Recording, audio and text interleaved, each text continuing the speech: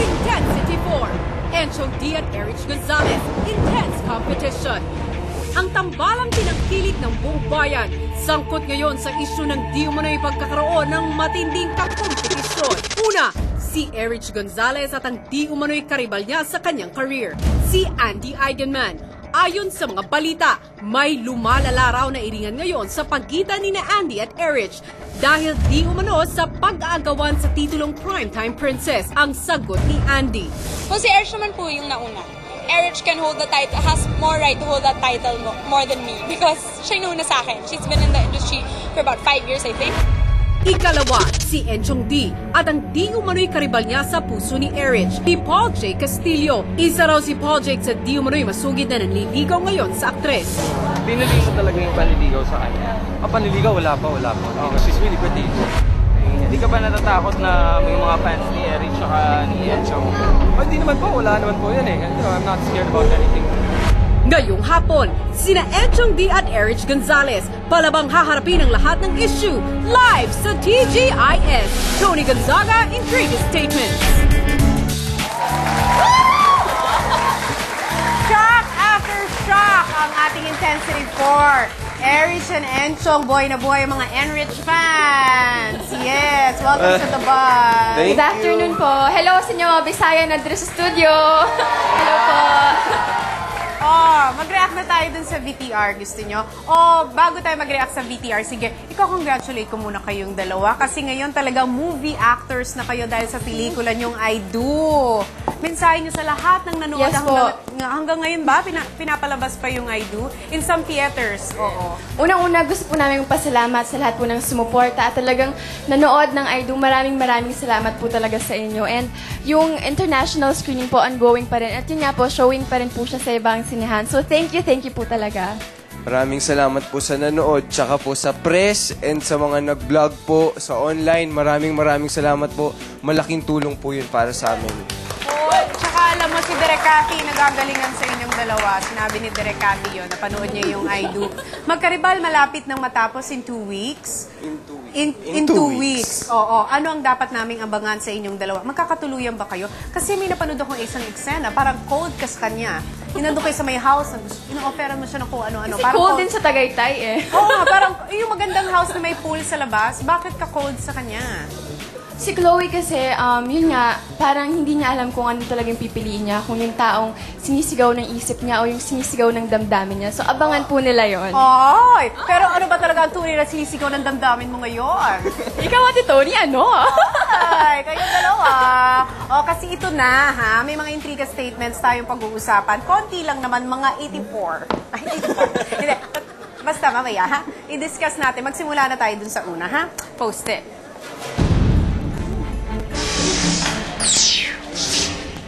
Okay. Si Denny Albert. Sino po ba ang tunay na primetime princess? Si Erich o Andy? Thanks po. O yun yung kaninang nasa BTR. Well, pero sinabi na ni Andy kanina, di ba?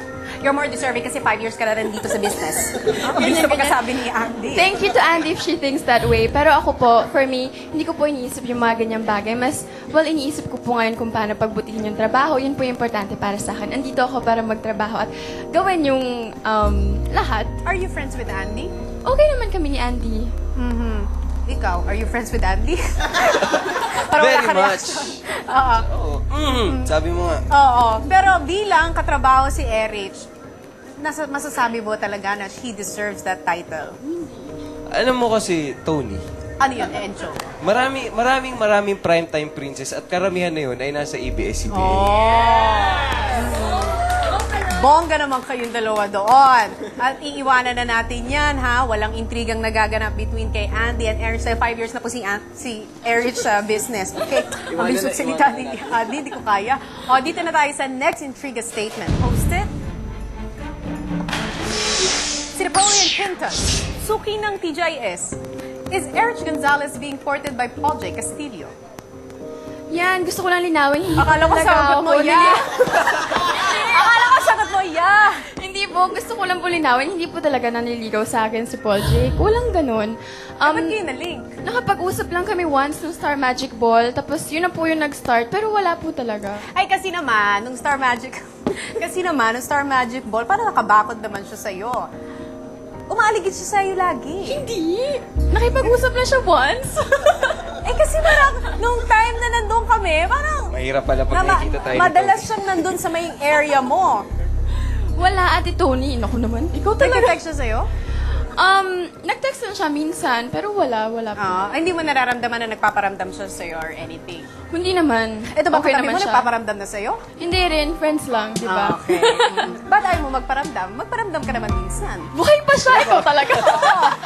Trabaho. Oo. Eh kasi di ba nalilink na kayong dalawa sa isa't isa? Once and for all, nga i-clarify nyo sa kanilang lahat. Ano ba talaga ang status? Dating? Exclusively taping? Exclusively what? Oo, taping and work, hindi. Wala, magkaibigan lang po talaga kami ni Enchong. And kung ano yung meron kami, I mean, hindi naman sa porket love team kami magkatuluyan or dapat may something sa amin. Yun po, okay na po kami sa friends and mas priority po talaga namin yung trabaho. Hindi namin ipipilit yung isang bagay, lalo na kung gusto lang ng tao or gusto lang ng mga sumusuporta sa amin. Ayun. Kasi ito naman, itong trabaho namin para sa kanila eh. Kumbaga, hindi namin gagawing showbiz. Okay, very good. So maganda yun na pinaalagaan niyo yung relationship niyo as friends and we'll see it from there kung saan magtutungo yon. Gusto ko yung mga ganon, ha? Ito naman ang gusto ko. Next intrigue statement posted. Tawa ka ng tawa, ha? Pinagtatawanan mo naman ako. Okay, eto na. Erich, halos mabugbog sa Bicol. Sabi ni Alex Brosas ng Pinoy Parazzi. Hindi masaya si Alex dun sa picture. Ha? Okay. Parang hindi siya masaya. Oh, ano nangyari sa Bicol? Meron po kasi akong event doon, pero hindi naman po ako nabugbog. Wala namang pong nasabi na nagsugat-sugat. Konting pasa-pasa lang po, pero... May pasa ka nga dito. Sa Opo, Bicol nung ba yan? last week, nung Saturday Pakita natin. Ayan. Oh. Pero ano po, hindi Hindi naman... dahil sa gano'n ng mga fans. Pero wala naman pong may gusto na masaktan ako. Wala naman pong gusto may mangyari na gano'n. Sobrang hindi lang po kinaya talaga siguro ng security. Pero ayan, I love all the Bicolanos talaga at gusto ko pang bumalik doon. And sorry Ano ginawa mo na- din next-show? Meet and greet siya. Actually, Kasama dalawang si mall dapat. No, ako lang. Okay. So, ayun. Kasi for sure, kung kasama mo si Enchong, na-protect ka niya, hinag ka niya kapag marami Ako sana mga yung fans. nabugbog. Oo, para ikaw naman na nabugbog. Hindi naman According nabugbog, kay ikaw Alex talaga. Brosas. Okay. Guys, napakaraming magagandang bagay na nangyayari sa career ninyo. May I do, may magkaribal. Sa pagtatapos nito, anong aabangan namin sa inyong dalawa? Ayun po mga kapamilya, abangan ang huling rampa ng magkaribal. Huling 2 linggo na lamang po kayong huwag niyong palalampasin. Magkaribal DVDs out na rin sa inyong mga favorite record bars. Pwede niyo pong parigalo yan sa Pasko. Tama. Ano ba yan? Ano yung tama? Yung sinabi lahat ni Enchong. Tama si Enchong. Ang Oo. huling 2 linggo na magkaribal. As I do. Gusto niyo i-announce ko? Ako talaga mag-a-announce. This is from a very, very reliable source, Nico Del Rosario. Meron daw kayong show next year. Next year? Oh, wow! That's good to know para sa inyo mga Yay! taga-support at mga fans. Abangan namin lahat yan, ha? Kasi mabait kayong dalawa. Talagang very grateful kayo sa mga nangyayari sa career ninyo. Okay? We're very happy for you also. I'm very happy for myself. Ay, meron ka bang gustong pasalamatan? Well, thank you po sa Silka Soap, Faces and Curves, Jewels Clothing, Aficionado Perfume, Pantene, Olay, Moisturizer, Skechers, Fresh Look Contact Lenses, Interactive, Chica.com, Nat Manilag, and Raymond Co. Maraming salamat po. Thank you. Thank you, Ate Tony. Ako naman, sige, ako na magpapa-thank you, ha. Edwin Tan, thank you. Alex Carbonell, I love you. Happy, happy birthday. Angel Alberto, thank you. Macy and Onyok for my hair and makeup. Tito Frank and Tita Edith Gonzaga from Houston, Texas. Welcome back to the Philippines. Shapes, Faces, and Curves, Dental Arts, Merrill Shoes, Posh Nails, Fresh Look Contact Lenses, Erase Placenta, Bigger Lie, SM Accessories, and DNC Shoes. Maraming salamat. Magbabalik pa ang... The Buzz! Sa mga intriga at chika! Nandito na ang mga pinakamasusustansyang showbiz balita! Buzz Express! Walaita Banana Edition! Naku guys! Sa Lunes na magsisimula ang pinakamasustansyang teleserye sa hapon, ang Juanita Banana! Pero wait! Before I eat a banana, tapusin muna natin lahat ng intriga! Scott Evans! Major daw ang pagkailang sa bidang si Bianca Manalo! Sa una parang nakakailang din kasi beauty queen. Ang laki ni Bianca, 5'9" pala siya. Pero nung nakabanding na namin siya, sabi ko, kalog siya. Ay, close na sila! Hurt ako! Wala ka ba itong masaktan? Bakit naman? Banana ka ba? Remember, sa akin lang may puso! Eto ang isa pang gustong makabanding ng girls and Becky's! Ang hunk na si Rodjun Cruz! Tinodo ng short sa sexy para raw sa kanyang role! May mga scenes po ako dito na siyempre nakakaya naman po.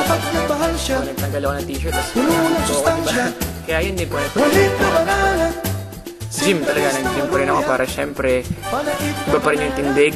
Naku, Papa Rodjun ha! Nakakagutom ka! Parang I wanna eat a banana tuloy! Ay, perfect sa'yo yun! Bongga! Mukha ba akong Juanita Banana? Ilusyonada! Mukha kang bulok na banana! Last but not the least, ang bida ng Juanita Banana, ang beauty queen turned banana queen, Bianca Manalo. Super pressured daw dahil sa pag-question ng iba sa pagbibida niya. Medyo tense po ako kasi dadalhin ko po yung show. May halo ka ba? Pero nagdadasal na lang po ako. Go with the flow lang ako. Ini-enjoy ko lang kung anong meron sa ngayon. Ini-enjoy ko lang. Very well said, Miss Banana Queen! Taray! Mga kapamilya, pakaabangan niyo po ang Pablo Gomez's Juanita Banana. Malapit na po. Sa Lunes na po yan, October 25, pagkatapos po ng Pilipinas Win-a-Win. Buzz Express, the Juanita Banana Edition! Susunod, Luis Manzano, handa na nga bang makalimutan si Angel Locsin? Ang eksplosibong revelasyon ni Luis, uncensored, ang mga pinakabagong anggulo, mga pinakabagong pasabog ng mga pangalang sangkot sa pagpapatuloy ng hidwaang Claudine Barreto at Angelica Panganiban. Ilalantad, uncensored, sa pagbabalitang The Buzz!